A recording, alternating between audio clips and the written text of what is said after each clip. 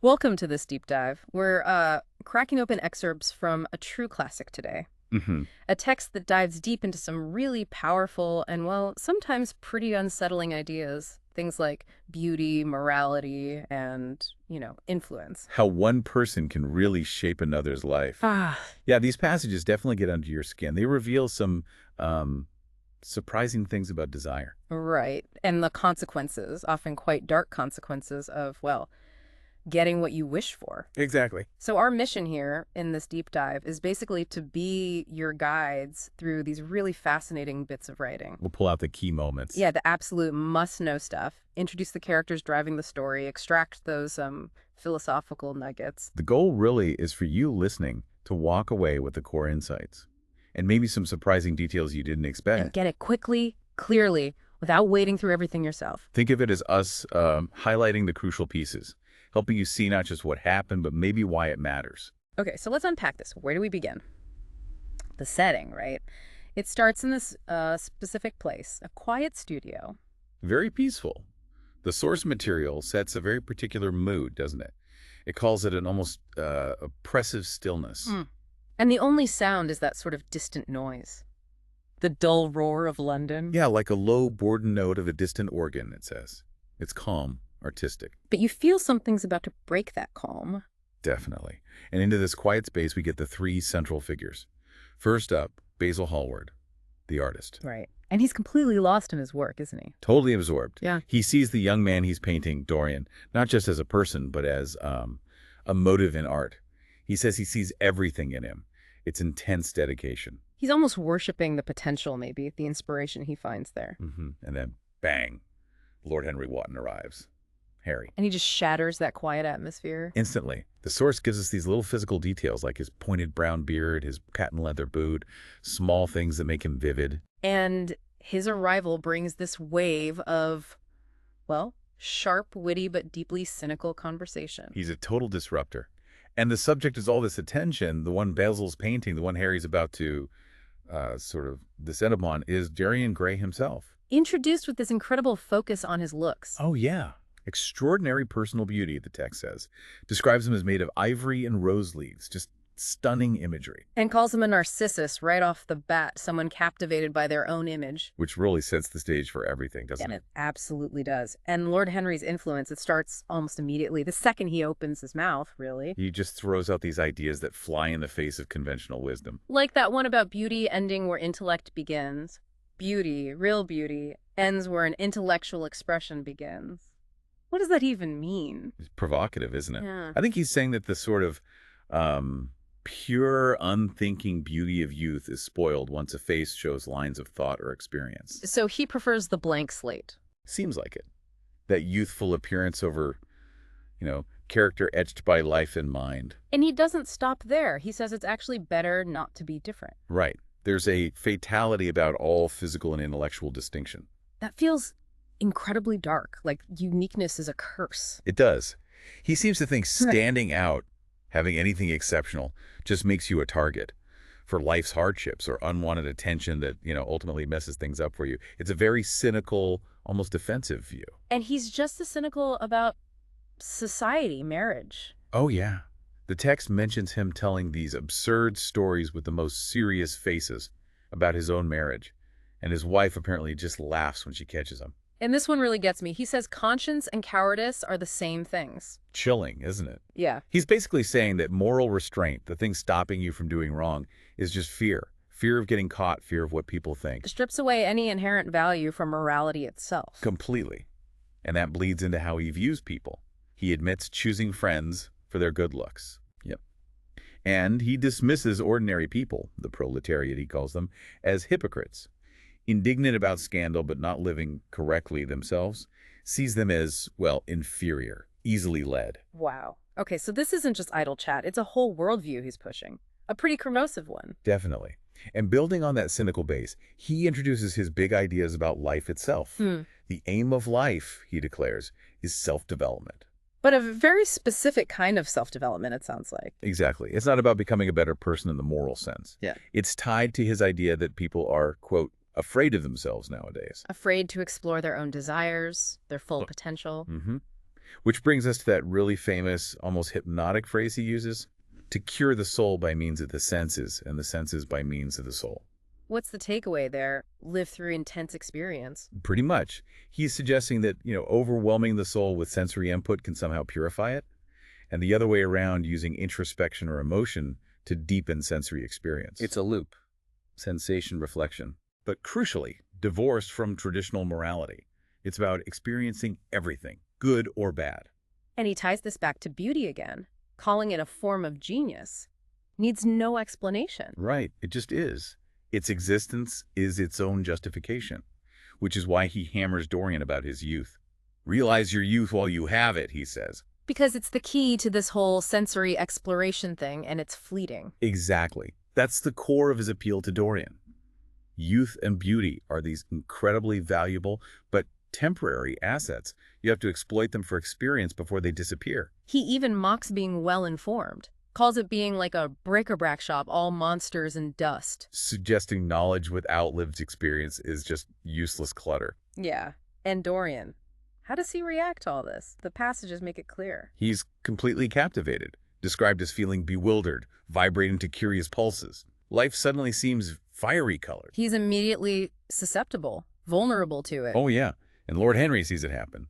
The text says he's amazed at the sudden impression that his words had produced. Like a scientist watching an experiment. Exactly. He recognizes the impact, and you get the sense he's fascinated by his own power to influence. So this fascination with his own beauty, plus the terror of losing it, it all crystallizes after hearing Harry. And leads to that mad moment, as the source calls it, where Dorian makes that desperate wish. That the portrait Basil painted would age, would show the marks of life, the sins, while he stays young. Yeah.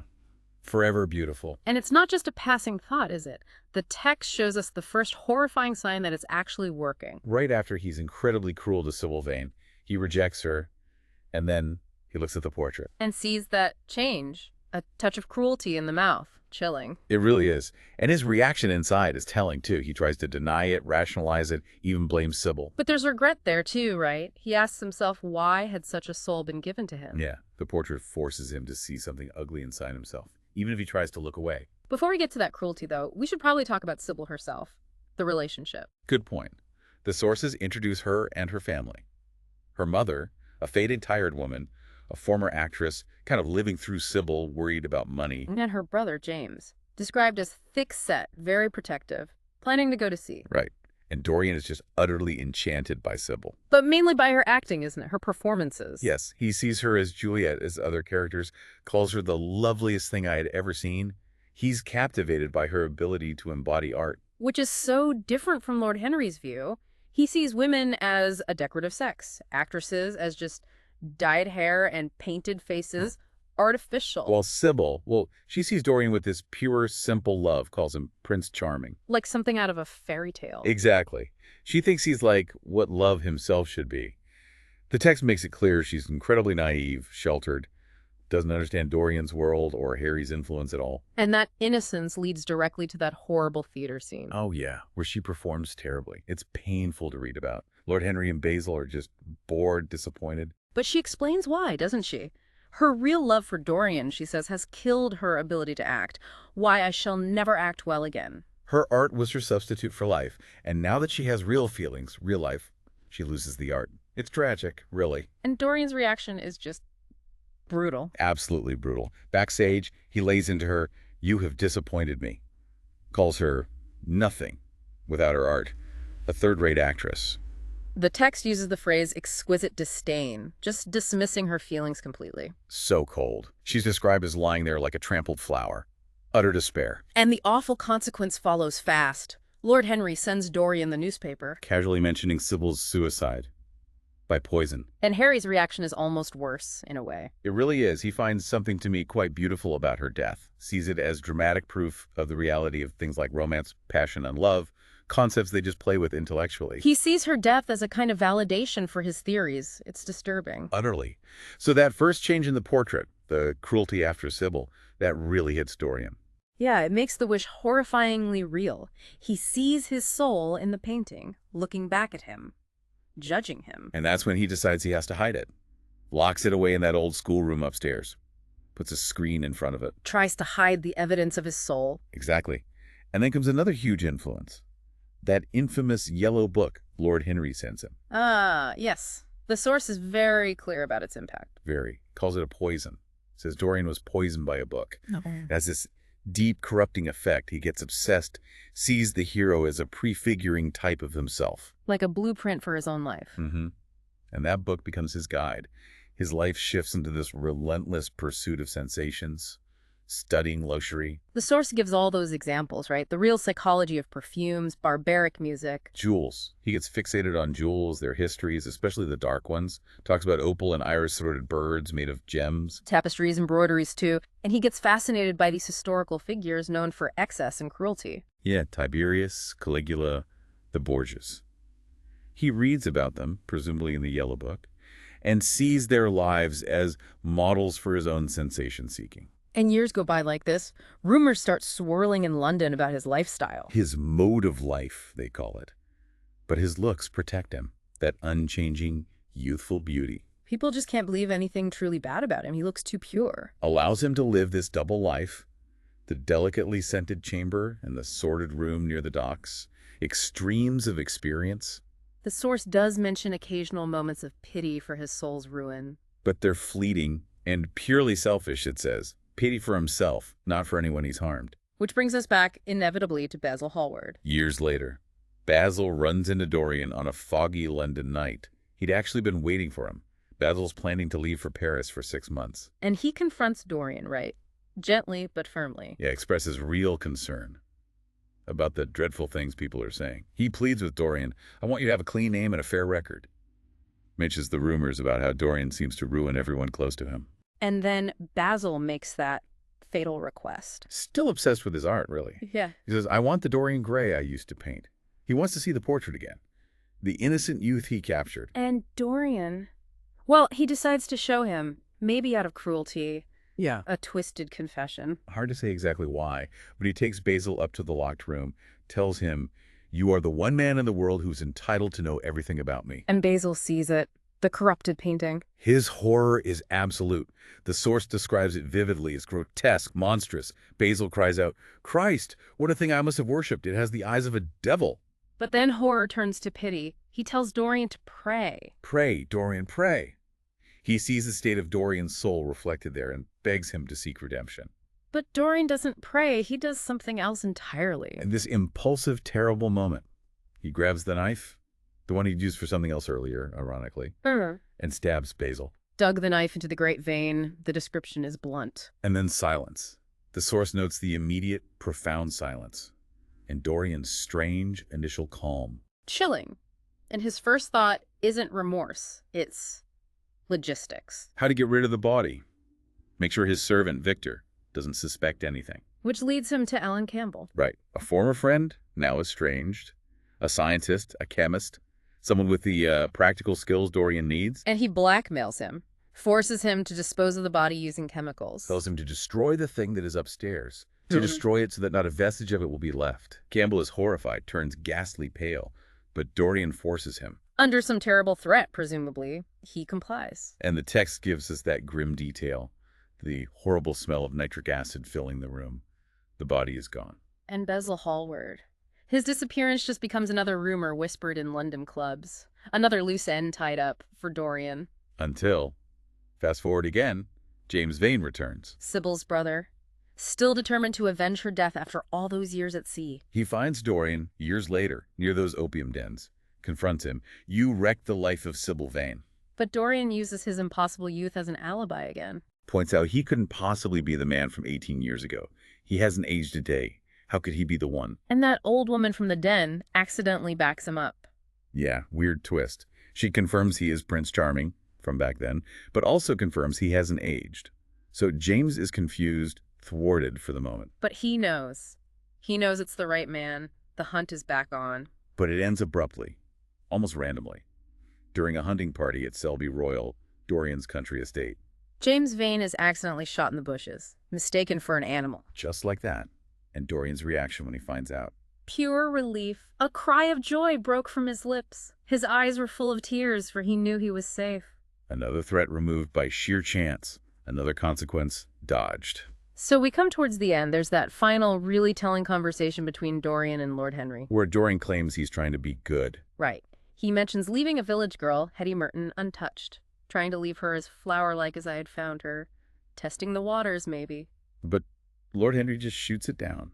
Utterly cynical, as always. Sees it as just a new sensation. Dorian's chasing the sensation of renunciation, not genuine goodness. Says Dorian just broke her heart in a different way. Sarcastically calls it the beginning of your reformation. They even talk about Basil's disappearance again. And Harry's perspective is unchanged. Basil was rather dull, not clever enough to have enemies, only interesting when talking about his adoration for you, meaning Dorian. He has no clue. Which makes Dorian's next question even more shocking. He pushes the boundary. Asks Harry directly, "What would you say, Harry, if I told you that I had murdered Basil?" And Harry just laughs it off, thinks Dorian is posing for a character, playing a role. He cannot conceive of the reality. He even asks about the portrait, remembers it was Basil's masterpiece, speculates it was mislaid or stolen. The irony is just immense. But inside, Dorian is falling apart, haunted by everything. James Vane's death, Alan Campbell's suicide, which is mentioned briefly elsewhere, another victim. And he has this moment of clarity about the portrait. It was his conscience. It had been like conscience to him. Yes, it had been conscience. The visible decay, the ugliness, that was the only thing holding him accountable. The only mirror showing the true state of his soul. So in this final desperate act, maybe seeking release, maybe wanting to destroy the evidence of his guilt, he decides to destroy the portrait itself, believes it's the root of his suffering, the symbol of his corrupted soul. Which leads us to the very end, the final scene. Dorian takes the knife. The same knife he used to kill Basil. And stabs the painting. And the servants downstairs, they hear it. A cry of pain and agony.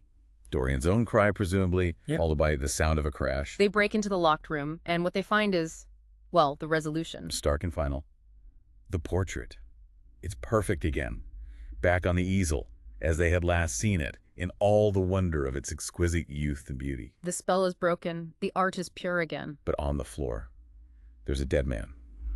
Evening dress, knife in his heart. And he's unrecognizable. Withered, aged, hideous, bearing all the marks of the life Dorian lived. It's only when they examine the rings on his fingers that they realize who it is. It's Dorian Gray, finally facing the decay he tried to escape. Wow. This deep dive really has taken us on quite a journey, hasn't it? Through these really potent excerpts. We've traced the whole transformation of Dorian Gray, driven by Lord Henry's ideas, sure, but also by that terrible power of the portrait. And pulled out those key themes. That seductive but ultimately destructive pursuit of pleasure, curing the soul through the senses, as Harry put it. The weight of conscience, even when you try to ignore it or hide it away, that complex relationship between beauty and decay. And ultimately, the price. The devastating price of a life lived without empathy, without regard for others. So it leaves you, the listener, with this really powerful final image and maybe a question to think about. If beauty is a form of genius, as Lord Henry claimed, needing no explanation, what does it mean when that same beauty becomes a shield? A cover for a soul that's become, well, monstrous. What does that final scene, the perfect portrait, the withered body, tell you about art versus life? About the choices we make and the consequences we maybe try, but ultimately can't escape?